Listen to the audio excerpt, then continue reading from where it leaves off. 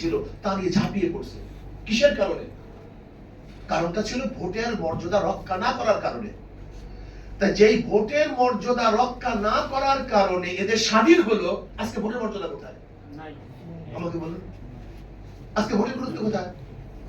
যেই ভোটের মর্যাদা না দেওয়ার কারণে আমরা অস্ত্র ধারণ করেছি ভোটের অধিকার প্রয়োগ করার জন্য, ভোট দেওয়ার জন্য, আমার বাক শক্তিকে পাওয়ার জন্য, আমার চাকরি পাওয়ার জন্য। আমরা কি স্লোগান দিয়েছিলাম তৎকালীন সময়ে? যে চা উৎপাদন করি আমরা, নিয়ে যায় পাকিস্তান। বড় চাকরি তাদের, ছোট চাকরি আমাদের। তারা ভালো খায়, আমরা খারাপ খাই।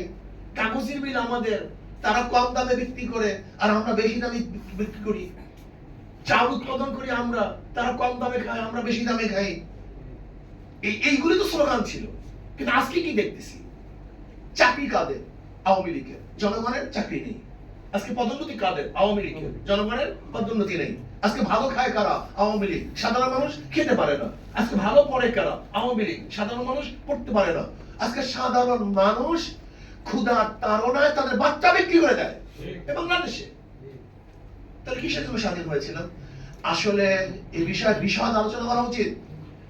আসলে সম্পূর্ণ ভুয়ার মধ্যে আমরা আছি। ভারত আমাদেরকে কেন সহযোগিতা করেছে? আমাদের বন্ধু হিসাবে নয়, বরং ভারত যা সহযোগিতা করছে স্বাধীনতার পরে তার চেয়ে বেশি অস্ত্র তারা নিয়ে গেছে।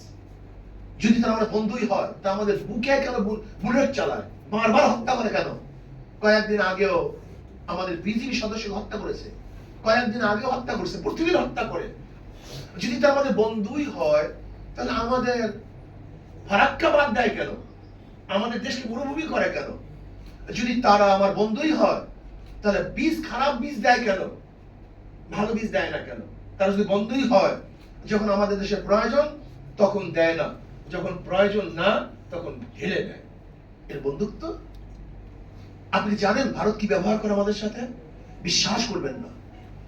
কি ব্যবহার করে, কি দুর্ব্যবহার করে, যা চিন্তাও করা যায় না। সবচেয়ে মজার ব্যাপার হলো, আমরা যেই দিনকে আমাদের স্বাধীনতা, আমাদের বিজয় উৎসব করি, তখন ভারত কি করে তা জানেন? তাদের বয়ানের মধ্যে কি আছে? আশ্চর্য বিষয়, আমরা বলি স্বাধীন করছি আমরা, আর ভারত বলে স্বাধীন করছে তারা। এবং দেখেন ভারত যেই কয়টা দেশের সাথে যুদ্ধ করছে এবং বিজয় হয়েছে, তার মধ্যে একটা আছে পাকিস্তানের সাথে লড়াই করে তার বাংলাদেশ বিজয় করছে।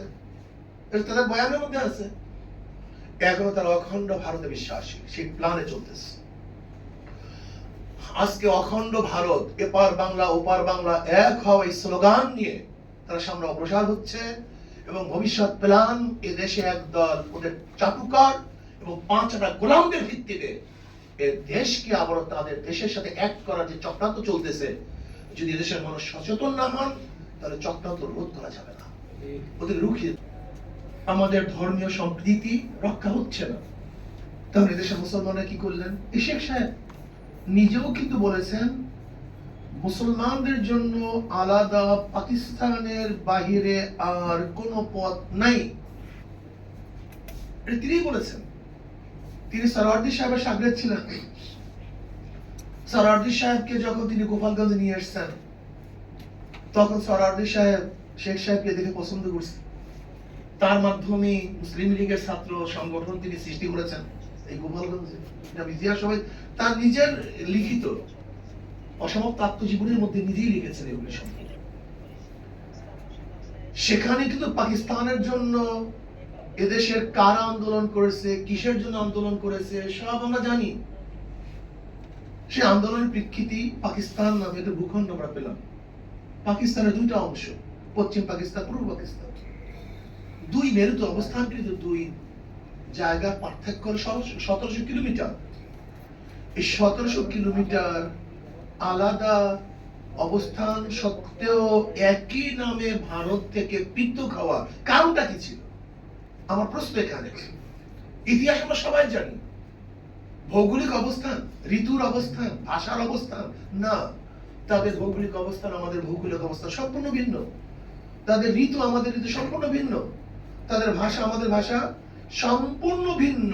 কিন্তু এর পরেও ভারত থেকে, ইন্ডিয়ার থেকে হিন্দুস্তান থেকে আলাদা নামে পাকিস্তান নামে একটা ভূখণ্ড আলাদা হওয়ার কারণ কি ছিল? দ্বিতীয় কোনো কারণ নেই, শুধু একটাই কারণ, ওরা অসংখ্যাগরিষ্ঠ মুসলমান, আমরা অসংখ্যাগরিষ্ঠ মুসলমান। এটা মুসলমানদের দেশ, এটা প্রথম বুঝতে হবে, এটা প্রথম মাথায় রাখতে হবে, এটা মুসলমানদের দেশ। আমরা এদের স্বাধীন হয়েছি ভারত থেকে নয়, পাকিস্তান থেকে আলাদা হয়েছি। স্বাধীন ভারত থেকে হয়েছিলাম 47-এ, কিন্তু 71-এ আমরা পাকিস্তান থেকে আলাদা হয়েছি। সেই 6 দফার মধ্যে কি স্বাধীনতার কথা ছিল? আমাকে দেখান তো। 6 দফার মধ্যে, যে 6 দফার ভিত্তিতে 70-এ আওয়ামী লীগ 160টা সিট পেয়েছিল, সেখানে কি কোন 6 দফার মধ্যে স্বাধীনতার একটা বক্তব্য ছিল? 11 দফার মধ্যে, 18 দফার মধ্যে, 21 দফার মধ্যে কোন দফার মধ্যে স্বাধীনতার কথা ছিল না। সেখানে ছিল আমাদের অধিকার। 6 দফার মধ্যে পূর্ব পাকিস্তানের মানুষের অধিকার, 11 দফার মধ্যে পূর্ব পাকিস্তানের মানুষের অধিকার, 18 দফার মধ্যে পূর্ব পাকিস্তানের মানুষের অধিকার, 21 দফার মধ্যে অধিকার আমরা চেয়েছিলাম। সেই অধিকারের ভিত্তিতে এদেশের মানুষ, যেখানে ভুট্টো সাহেবের দলের একটা সিটও দেশ থেকে পায় নাই, একটাও না, সব পেয়েছে আওয়ামী লীগ। 160টা সিট পেয়েছিল, সরকার গঠন কি করবে? আওয়ামী লীগ, যেহেতু সংখ্যাগরিষ্ঠ। বাস, সংখ্যাগরিষ্ঠ ভোট পাওয়ার পরেও যখন তাকে ক্ষমতায় বসাবার জন্য তারা তাল বাহানা করছিল, ভোটের মর্যাদা রক্ষা করতে পারে নাই, ভোটের মর্যাদা দিতে পারে নাই। যদি তৎকালীন সময় আওয়ামী লীগকে ক্ষমতায় বসায়, তাহলে বুদ্ধিমানদের কাছে, জ্ঞানীদের কাছে আমি প্রশ্ন করতে চাই, তাহলে কি তখন সংগ্রাম শুরু হইতো পাকিস্তানের থেকে আলাদা হওয়ার জন্য? আমাকে বলুন।